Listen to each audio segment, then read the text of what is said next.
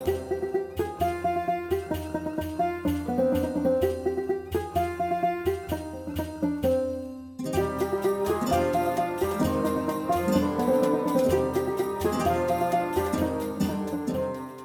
sens avaient la vie et la mort à l'époque de Louis IX? Alors, la mort est vécue de manière très différente à celle d'aujourd'hui, parce que la mort n'est pas occultée ou cachée, comme maintenant. La mort est omniprésente. On sait qu'on va mourir, mais on ne sait pas quand. Et ça angoisse beaucoup les contemporains, avec cette notion que la vie terrestre est un pèlerinage sur Terre, qui est un pèlerinage un peu de purgatoire, où à travers sa vie sur Terre, on doit se purifier pour accéder au ciel. Et donc, dans l'idéal chrétien du XIIIe siècle, il y a l'idée qu'il faut bien vivre sa mort, bien l'accomplir, la vivre en union avec Dieu, en ayant reçu les derniers sacrements. La hantise d'un homme pieux au XIIIe siècle, c'est d'être surpris par la mort, d'être pris de manière impromptue et de ne pas avoir pu se préparer ou de ne pas avoir pu recevoir les derniers sacrements. Parce qu'on craint évidemment le purgatoire, l'enfer, et on veut que la mort soit le passage vers le paradis, vers la vie éternelle. Et cette mort, c'est finalement ce qui va donner le sens à la vie. On aura bien vécu si on sera bien mort, si on aura bien vécu sa mort. Comment Saint Louis lui-même a-t-il vécu la mort de ses proches? Alors on a deux exemples qui sont un petit peu marquants. Il y a la mort de sa mère, Blanche de Castille, et puis la mort d'un de ses fils, Jean Tristan. Pour Blanche de Castille, Saint Louis n'est pas au courant, puisqu'il est en croisade lorsqu'elle décède, donc il l'apprend plusieurs mois après à son retour. Il est bien évidemment très, très marqué, très triste. On a là-dessus des textes qui sont clairs sur sa douleur face à la mort de sa mère. Il y répond en chrétien, exactement comme il fera avec Jean Tristan, c'est-à-dire qu'il fait donner plusieurs messes pour le repos de son âme, comme il fera avec son fils. Il va également beaucoup prier, il va avoir un temps de pénitence personnelle pour que les âmes de ces personnes qui lui sont chères puissent aller au ciel. Pour son fils Jean Tristan, eh bien, il meurt là également quand il est en croisade, mais ils sont tous les deux ensemble. On est à Tunis en 1270, et l'armée est décimée par la maladie, il fait très chaud, il y a les maladies liées au lieu. Son fils tombe malade et on lui cache cette maladie parce que le roi est lui-même malade, d'ailleurs il va mourir quelque temps après, et ses proches ont tellement peur qu'il soit affecté par la mort de son fils et par la maladie qu'il a, et donc il en meurt lui-même qu'on va lui cacher cette maladie.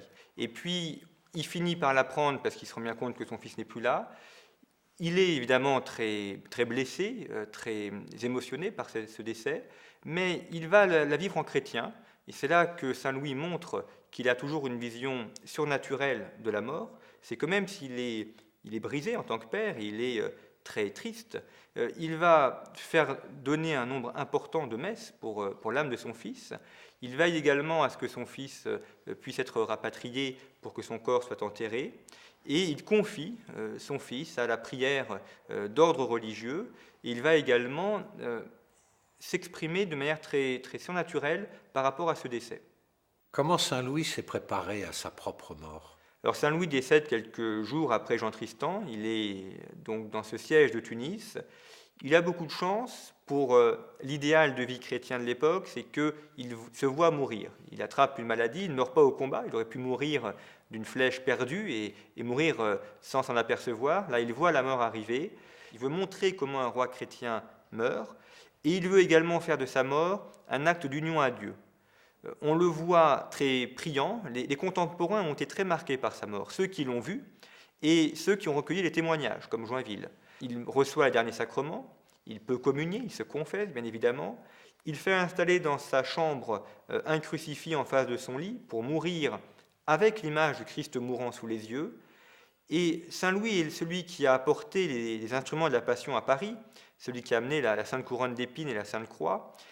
Donc il a vécu la mort du Christ, eh bien il veut mourir comme le Christ est mort. Il s'unit à la passion du Christ, il offre sa vie pour des intentions particulières, il offre sa vie pour le royaume, et il veut montrer à la fois un grand détachement au bien terrestre et à sa fonction de roi, et en même temps une grande union à Dieu et au Christ. Il meurt en restant beaucoup de prières, en vivant très uni à Dieu et à la Vierge Marie, et cette mort a édifié profondément les contemporains. Ça va devenir un modèle de vie et un modèle de mort. Alors, ce qui est intéressant, c'est que là aussi, Saint Louis a voulu vivre un idéal, qui est l'idéal du chrétien, qui voit dans la mort non pas la fin de la vie, mais un début et un passage vers la vie éternelle, et qui voit dans la mort une occasion d'espérance, parce que c'est l'espérance de vivre près du Christ. Saint Louis a voulu vivre cet idéal, et on peut considérer qu'il l'a réussi, puisque la mort de Saint Louis a été un des éléments importants dans le processus de canonisation. Certes, les éléments de sa vie qu'il a pu vivre ont marqué les esprits, mais également sa mort, son détachement, sa vision surnaturelle. Et là aussi, à travers des histoires qui ont été racontées par la suite, à travers les images qui ont été diffusées au fil des siècles, l'image du roi chrétien s'est ancrée dans la manière dont un roi chrétien vit la mort et la vie en union avec Dieu.